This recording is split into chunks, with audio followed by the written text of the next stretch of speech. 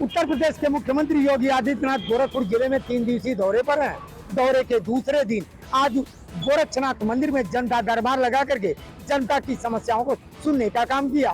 साथ ही साथ संबंधित अधिकारी को दिशा निर्देश भी दिया कि जन समस्या का निस्तारण तत्काल किया जाए। उसके बाद से पूरे दिन वो धर्म कार्य में व्यस्त रहे। आपको बता दें कि हवन इत्यादि करके प्रदेश की जनता की सुख समृद्धि की कामना की और एक सप्ताह से चल रहे महाशिव पुराण की कथा में भी भाग लिया और श्रवण कथा का श्रवण किया।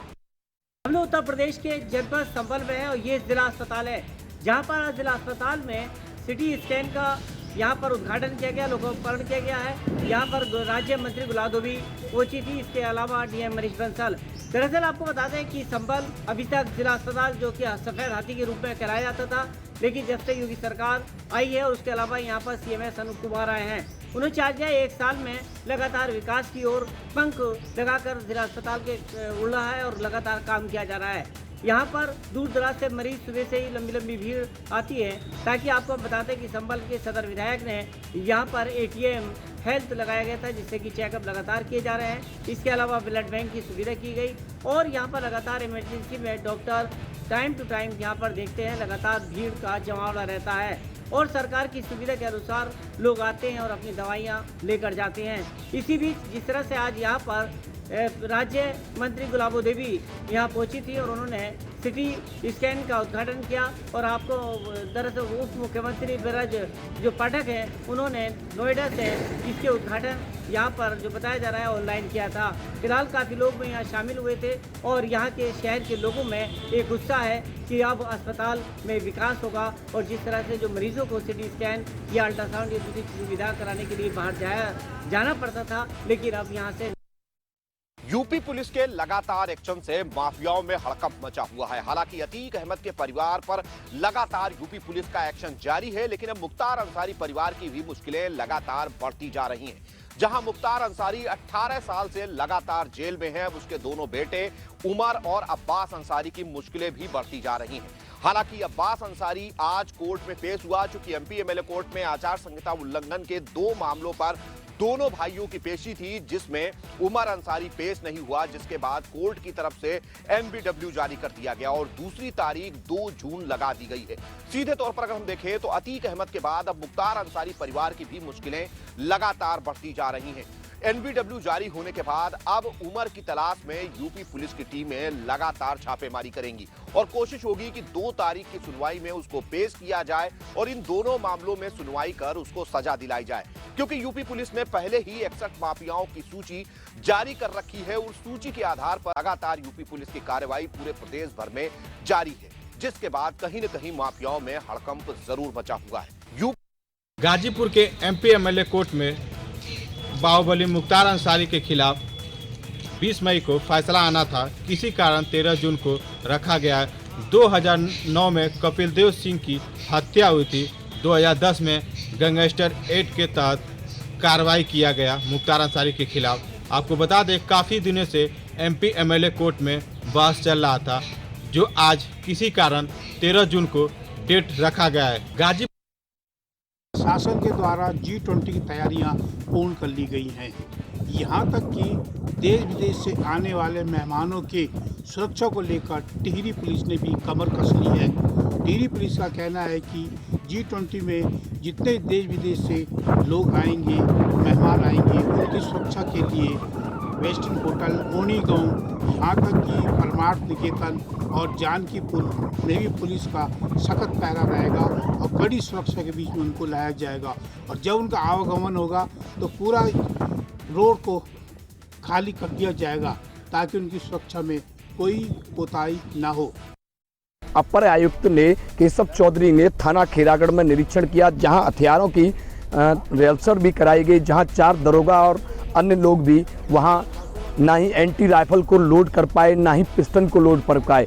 तब कि डांटते हुए ACP खैरागढ़ महेश कुमार डांट लगाते हुए उनको सिखाते नजर आए। साफ साफ वीडियो में आप देख सकते हैं कि उस वीडियो में डांट लगाते हुए ACP खैरागढ़ महेश कुमार दिखाई दे रहे हैं, जिन्होंने बड़ी कार्रवाई की भी बात चल रही है, जहां आयुक्त केशव चौधरी ने कहीं न कहीं ऐसे दरोगा और सिपाहियों पे बड़ी कार्रवाई हो सकती है। बात करते हैं सुल्तानपुर के, जहां पर स्वास्थ्य महकमा पूरी तरह से जिला अस्पताल को हाईटेक बनाने के लिए लगा हुआ है और हाईटेक बना भी चुका है, जिसमें मरीजों की संख्या बढ़नी चाहिए। अगर मरीज कहीं से निकलते भी हैं पूरे ज़िले में तो वो सीएचसी पे या तो सरकारी अस्पताल में आकर के वो दाखिला ले लें, लेकिन उसके बाद भी जो गैर सरकारी नर्सिंग होम हैं जिनको मान्यता मिल चुकी है, जो डॉक्टर सरकारी काम नहीं कर रहे हैं, जो जिन्होंने प्राइवेट नर्सिंग होम खोल रखा है, उनके यहाँ आए दिन ये त्रुटियाँ मिलती रहती हैं कि लोग उनके यहाँ इलाज कराने जाते हैं लेकिन वो जिंदा जाते हैं लेकिन मर के वापस लौटते हैं।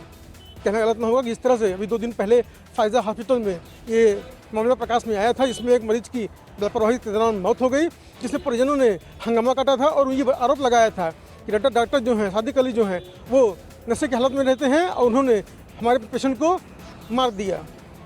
अब कहना गलत ना होगा कि जिस तरह से प्राइवेट नर्सिंग होम की बात अगर की जा रही है तो अभी कुछ महीने पहले डॉक्टर सीमेन त्रिपाठी यहाँ के सीएमओ थे और स्टार नर्सिंग होम में ऐसी ही घटना घटित हुई थी। इसको लेकर के उन्होंने जांच कमेटी बनाई थी और जांच कमेटी में उन्होंने इस बात को पाया था कि गलती जो है वो नर्सिंग होम वालों की थी, तो उन्होंने नर्सिंग होम का ताला जड़ दिया था जो आज तक नहीं खुला। अब देखना ये है कि जिस तरह से फायजा हॉस्पिटल में इस तरह से बात सामने आ रही है उसमें डिप्टी सीएमओ और एडिशनल सीएमओ जो जाँच करेंगे उस जाँच में क्या रिपोर्ट पेश करते हैं, अब ये देखने वाली बात होगी। में आज नवागतुक जिलाधिकारी के रूप में मोनिका रानी ने कार्यभार ग्रहण कर लिया है। उन्होंने कोषागार पहुंचकर कार्यभार ग्रहण किया।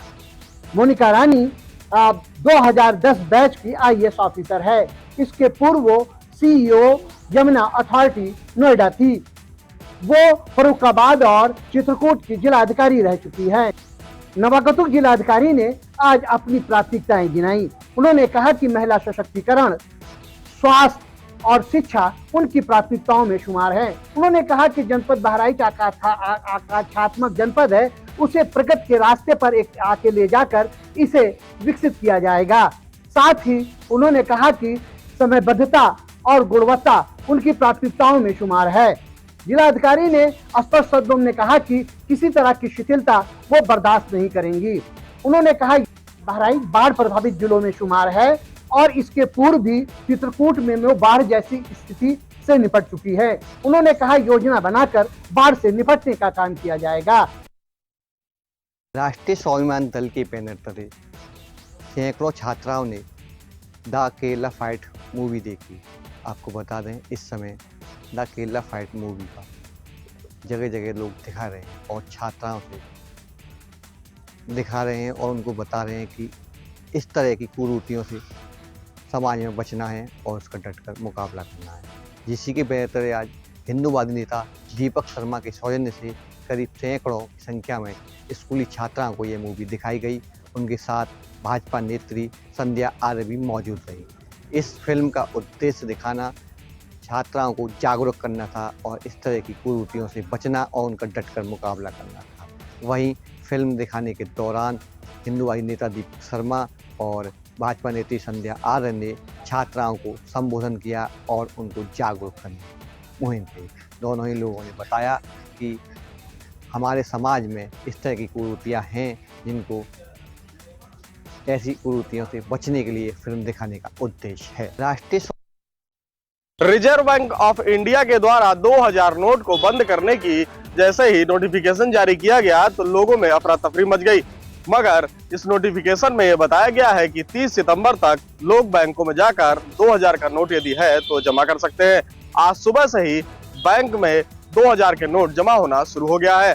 ऐसे में लोग अपने खातों में पहुंचकर 2000 का जिसके पास भी नोट है वो जमा करते हुए भी नजर आ रहे हैं। वहीं आपको बता दें कि एक बार में यदि आप 2000 के नोट बैंक में जमा करना चाहते हैं तो 20,000 रुपए तक की राशि जमा की जा सकती है। ऐसे में आज सुबह से ही बैंकों में लोगों का आवागमन शुरू हो गया है। ऐसे में अब देखने वाली बात यह होगी कि 2016 में जिस तरीके से नोटबंदी हुई थी, ऐसे में इस बार 2000 के नोट को जिस तरीके से रोक लगाई गई है, ऐसे में लोगों को कितनी आसानी होती है इस पैसे को पुनः बैंकों तक पहुंचाने में। लाख जद्दोजहद के बाद अब कहीं ना कहीं गर्भवती महिलाओं को अल्ट्रासाउंड की सुविधा मिलेगी। 24 मई से निःशुल्क अल्ट्रासाउंड की सुविधा का शुभारंभ हो रहा है रायबरेली में। और रायबरेली में जो गरीब जनता आती है, गरीब तबके के लोग यहाँ पर आते हैं जिनका अल्ट्रासाउंड कराने में हज़ारों रुपए व्यर्थ होता था वो अब 24 मई के बाद से नहीं होगा। फिलहाल अगर रायबरेली की बात की जाए तो तकरीबन 5 साल बीत चुके हैं और 5 सालों में अल्ट्रासाउंड की सुविधा महिला जिला अस्पताल में नहीं थी। यहाँ के मरीजों को बाहर जाकर अल्ट्रासाउंड कराना पड़ता था। फिलहाल सरकार की तरफ से जो ये योजना चालू की गई है उससे लाभ गरीब तबके के लोगों को ज़रूर मिलेगा, लेकिन कहीं ना कहीं वो लाखों रुपए की जो मशीनें यहाँ अल्ट्रासाउंड की रखी हैं वो मशीनें अभी भी धूल चाट रही हैं। अब ये मशीन उपयोग में नहीं है, कूड़ा ज़रूर हो गई है। फिलहाल अब ये जो योजना है इससे जो महिलाएं हैं, गर्भवती महिलाएं हैं, उनको इसका लाभ। महामंत्री ने खाया जहर और इस समय DS उपाध्याय जो इसी हॉस्पिटल में भर्ती हैं। कुछ दिन पहले पुलिस की प्रताड़ना से जिस हिसाब से वहाँ पर 2 युवकों की हत्या हुई थी उसके मामले में भोले ने यहाँ पर जाकर धरना दिया था बक्सा की चुनाव में। वहाँ पर पुलिस तांडव की थी, उनके ऊपर कई लाठीचार्ज किए थे। आज उसको देखते हुए 12 बजे किसान मोर्चा के महामंत्री भोले ने खाया जहर। भाजपा के तमाम पदाधिकारी से लेकर जिलाध्यक्ष तक की हॉस्पिटल मौजूद हैं, क्योंकि अभी भी इनकी हालत गंभीर बताई जा रही है। आखिर में भाजपा के पदाधिकारी ने खाया क्यों जहर? उनका साफ आरोप है कि पुलिस प्रताड़ना के से उन्होंने जहर खाया है, क्योंकि कल जिस हिसाब से उनका एक वीडियो वायरल हुआ था कि हम कल 12 बजे जहर खाएंगे, अगर कल हम खाएंगे, परसों हमारी मैडम खाएंगी, उसके बाद उनके भाई खाएगा। ऐसे में भाजपा के पदाधिकारी का ही यहाँ पर नहीं चल रहा है, तो ऐसे में आम जनता का कैसे चलेगा? सबसे बड़ा सवाल होता है, क्योंकि भाजपा के पदाधिकारी क्यों खाया जहर? क्योंकि पुलिस जिस हिसाब से उसके ऊपर लाठीचार्ज की थी उसको लेकर यहाँ पर उन्होंने जहर खाया है। उनकी हालत अभी गंभीर है, ICU में भर्ती हैं, उनका इलाज चल रहा है। पीलीभीत में जो टाइगर रिजर्व है वहां जंगल से तेंदुआ और बाघ ग्रामीण क्षेत्र में निकल आते हैं और लगातार ग्रामीणों पर हमला करते नजर आ रहे हैं। वहीं किसान जब खेत में पहुंचते हैं तो उन पर हमला कर दिया जाता है। लेकिन सबसे बड़ी बात यह है कि ये तमाम लगातार घटनाएं हो रही हैं। 1 महीने में लगभग 10 लोग घायल हो चुके हैं। उसके बाद भी वन विभाग की टीम आखिर क्या कर रही है? सिर्फ निगरानी करने की बात तो सामने आ रही है, लेकिन आखिर इन घटनाओं को रोका कैसे जाए, ये सवाल खड़ा होता है। आज फिर आपको बता दें, जनपद पीलीभीत के सेरा व उत्तरी थाना क्षेत्र का गाँव मनहरिया, जहां पर एक बबलू नाम के व्यक्ति जो कि किसानी करता है और खेत पर गन्ना की खोद करने गया था, और जब वहां खेत पर पहुंचा तो वहां पहले से ही धाक लगा झाड़ी पर बैठे एक तेंदुए ने उसे हमला कर दिया। हालांकि जैसे हमला किया तो कुछ और साथियों ने शोर शराबा किया, तो हमला करने के बाद वो भाग गया, लेकिन उसको घायल कर गया। जैसे ही इसकी सूचना पर जनों हुई तो वहाँ सामुदायिक स्वास्थ्य केंद्र लेकर पहुंचे, जहां उसका उपचार चल रहा है। हालांकि आपको बता दें कि पीलीभीत में इस तरह की लगातार घटनाएं हो रही है, लेकिन उसके बाद भी वन विभाग सिर्फ निगरानी करने की बात तो कह रहा है। दिल्ली से सटे उत्तर प्रदेश के जनपद हापुड़ में दबंगों के हौसले कितने बुलंद हैं, इसका अंदाजा 3 दिन पूर्व हुई इस घटना से लगाया जा सकता है। आपको बता दें, थाना बाबूगढ़ के गांव रसूलपुर में 3 दिन पूर्व दबंग गांव के एक युवक को उठाकर अपने साथ जंगल में ले गए और उसके साथ जमकर मारपीट की। मारपीट भी इतनी की कि युवक लहूलुहान हो गया और काफी उसके चोटें आई हैं। हालांकि युवक को इन दबंगों ने पेट्रोल डालकर जलाने की भी कोशिश की। हालांकि युवक जब होश आया तो अपने घर पहुंचा और परिवार को अपनी आपबीती बताई। परिवार आज इस युवक को थाने लेकर पहुंचा और पुलिस से न्याय की गुहार लगाई है। हालांकि पुलिस का कहना है कि मामले में मुकदमा दर्ज कर लिया गया है और आरोपियों की तलाश जारी है। जल्द से जल्द आरोपियों को सलाखों के पीछे भेज दिया जाए। तो शाम्बी पुलिस ने गैंगस्टर एक्ट के आरोपियों के यहाँ आज कुर्की की है, जिसमें कि अगर आकलन करें तो 29,57,000 की संपत्ति कुर्क की गई है। मैं बताना चाहूँगा कि आज 2022 में एक महिला पे एसिड अटैक का मामला आया था, जिसमें ये आरोपी जो मुकदमा दर्ज हुआ था, जिसमें कि मोहम्मद आसिफ समेत 8 आरोपी बनाए गए थे, जिनके ऊपर गैंगस्टर एक्ट के तहत मुकदमा दर्ज हुआ था। इसी को लेकर के आज इनमें से जो 3 अभियुक्त हैं, इनकी आज संपत्ति कुर्क की गई है पुलिस के द्वारा। ये जो अभियान चला है, अगर बात करें तो एसपी विजय श्रीवास्तव ये आज जितने भी जो भी अपराधी हैं उनके ऊपर कड़ी से कड़ी कार्रवाई के आदेश दे रखे हैं। जो भी गैंगस्टर एक्ट के अभियुक्त हैं उनके ऊपर लगातार अगर बात करें तो कुर्की कार्रवाई होती है, धरपकड़ होती है।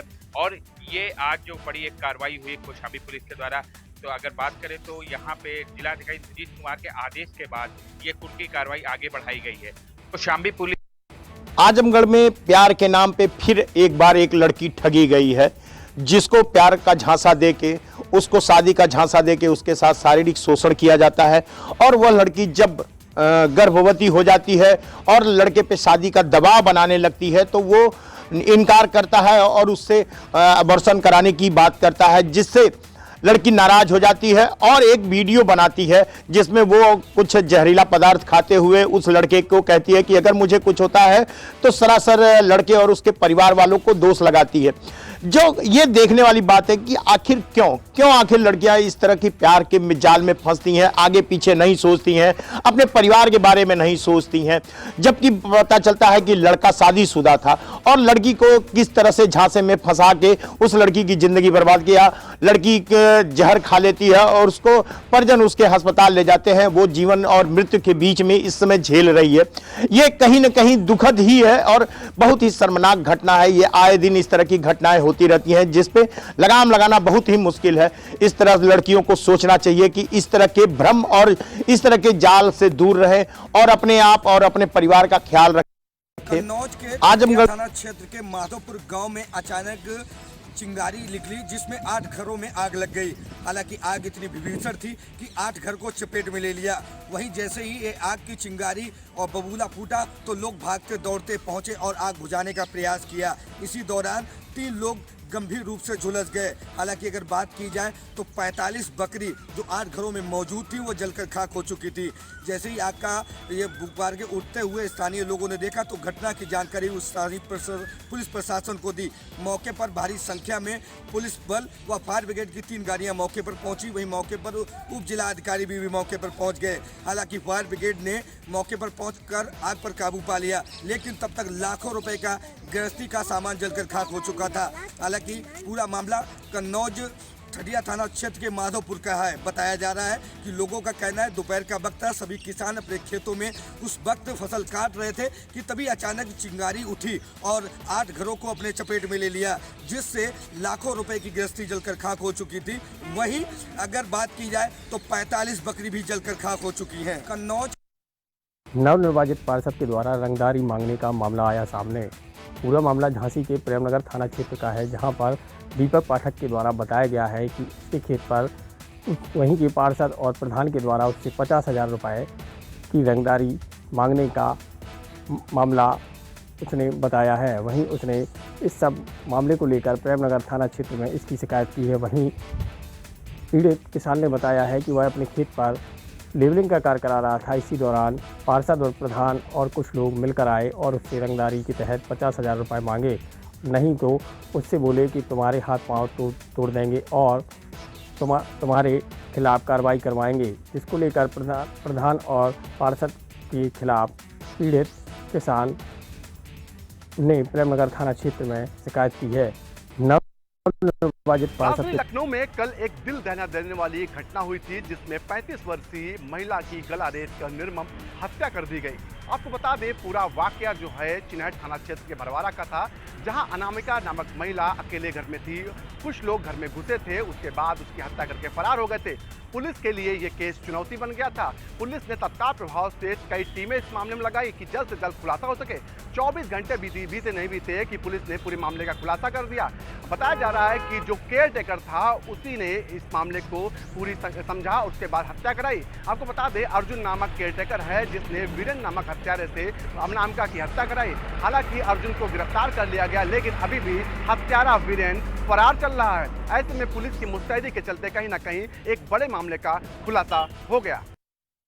नवनिर्वाचित हमीरपुर जिले के बीमार थाना क्षेत्र के अतरार गांव में एक अज्जला शव खेत में पड़ा मिला, जिससे इलाके पर सनसनी फैल गई। खेतों में काम से जा रहे ग्रामीणों ने शव पड़ा देख परिजनों व पुलिस को सूचना दी। परिजनों ने मौके पर पहुंचकर हत्या की आशंका जताते हुए प्रशासन से न्याय की गुहार लगाई। मृतक महेंद्र मजदूरी करके अपने परिवार का भरण पोषण करता था। मृतक बुधवार की शाम 3 बजे कल्ला गाँव के लिए रामकिशन के घर निकला था, रुपयों को तगादा को लेकर के जो की बात कही थी उसने अपने परिजनों से। उसके बाद वह वापस नहीं लौटा और उसके अज्जला शव मिलने की सूचना परिजनों को जैसी ही मिली, वैसे ही जो परिजन है वो अज्जला 100 के पास पहुंचे और उन्होंने सुनाख्त की।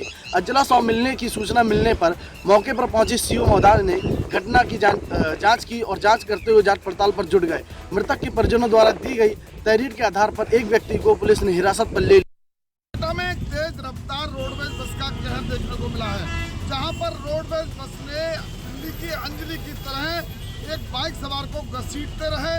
जब तक उसकी मौत नहीं होगी तब तक रोडवेज चालक उसको घसीटता रहा। आपको बता दें, कल एक विकास वासणे नाम का एक युवक था जो दावत खाने के लिए रात को बताया जा रहा है शाम को गया था, और वहीं रोडवेज बस लापरवाह रोडवेज बस चालक ने जो है उसकी बाइक में टक्कर मार दी और वहीं उसकी दर्दनाक मौत हो गई। और बाइक को लगभग 12 किलोमीटर तक वो घसीटता रहा। वहीं रास्तागीरों ने उसको रोकने का प्रयास किया, लेकिन वो रोकने को तैयार नहीं था।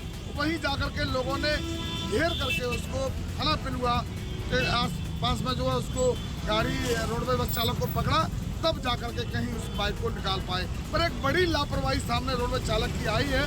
एक बड़ा सवालिया निशान और उठता है, कहाँ आखिरकार पुलिस किस तरह बीच में रास्ते में रहता है, आखिरकार डायल 100 भी गाड़ी रहती है, आखिरकार किसी गाड़ी ने क्यों नहीं किया, पुलिसकर्मियों ने क्यों नहीं देख पाया और वो बाइक को 12 किलोमीटर तक घसीटता रहा और किसी ने उसे देख नहीं